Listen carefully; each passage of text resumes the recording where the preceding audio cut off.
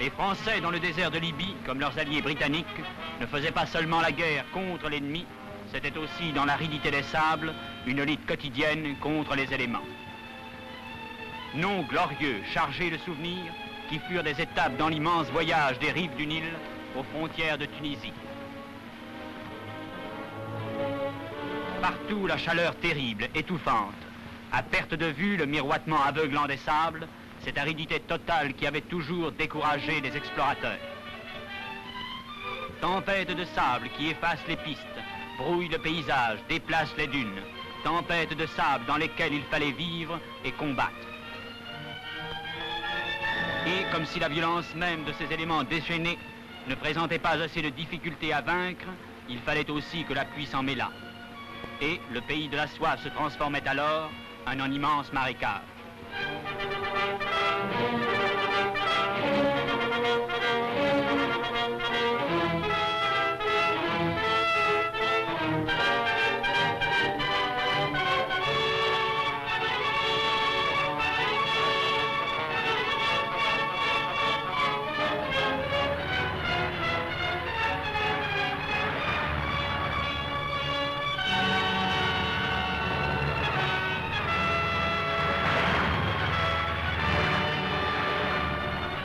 Là, les batailles furent différentes de ce qu'elles sont partout.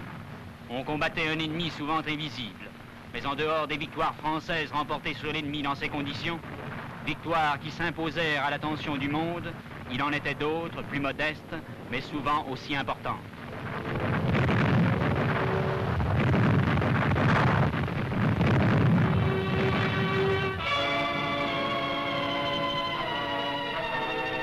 L'ennemi vient d'être battu.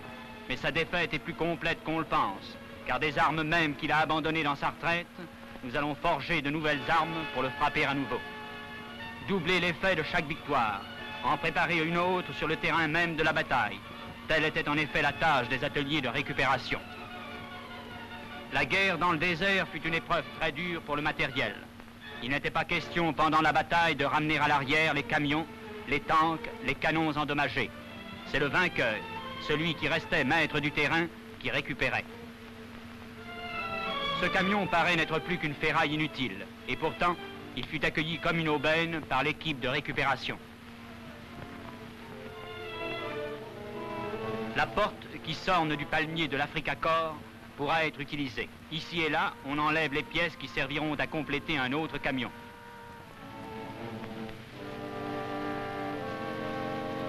Le tout est ramené à l'atelier de campagne installé en plein désert. Là, des spécialistes fabriquent les pièces manquantes. Ajustage, soudure, menuiserie, tout se fait là, avec pour horizon le désert.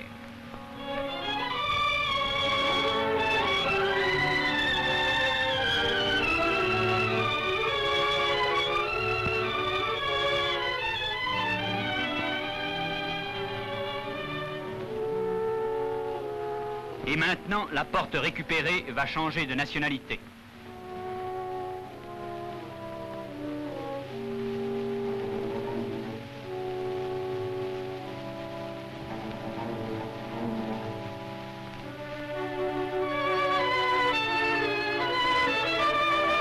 Un nouveau camion pour les forces françaises libres est sorti de l'atelier lourd de récupération au désert.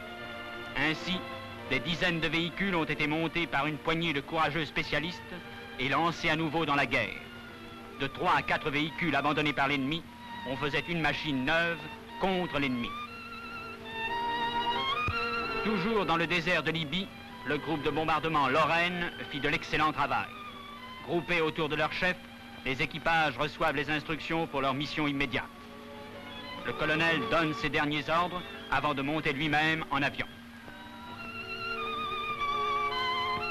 Il régnait parmi ces jeunes pilotes français, animés du désir de venger leur pays, une constante bonne humeur.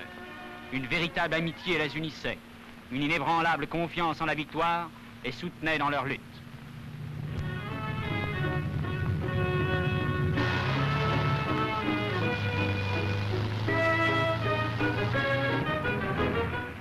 Bientôt, les appareils s'élançaient lourdement chargés de bombes. Des milliers de tonnes d'explosifs allaient être méthodiquement versés sur les positions adverses. Allez le demander aux Allemands et aux Italiens du désert de Libye. Jamais la France ne fut absente du combat. Il y avait dans le ciel d'Afrique le groupe de bombardement Lorraine et le groupe de chasse Alsace. Sur le front russe, le groupe de chasse Normandie. En Angleterre, il y eut le groupe Île-de-France. Ils furent partout les vaillants pilotes des forces aériennes françaises libres.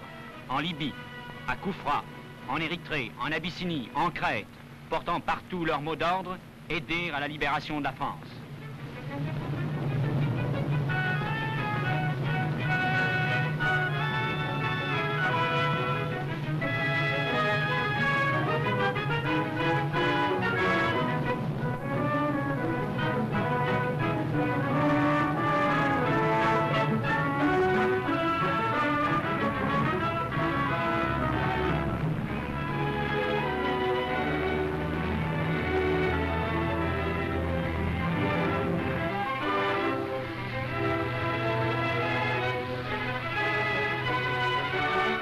Camarades du groupe Lorraine, les pilotes du groupe de chasse Alsace se couvrirent de gloire. Le calme règne.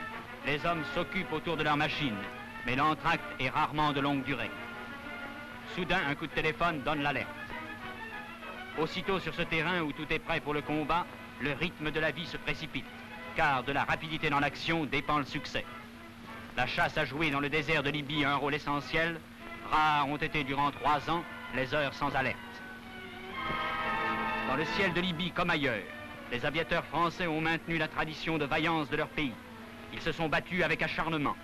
Chaque rafale de mitrailleuses faisait écho aux villages de France détruits, aux réfugiés massacrés sur les routes, aux otages fusillés.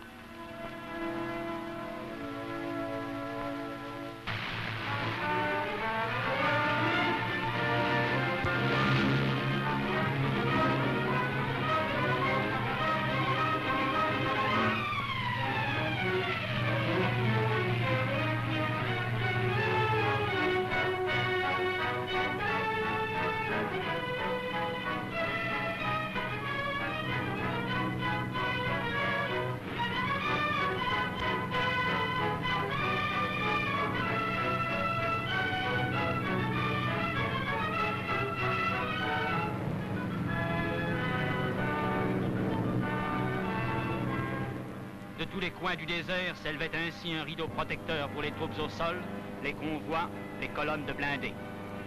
Si beaucoup des nôtres sont morts, l'ennemi a payé chèrement sa brutalité et ses agressions.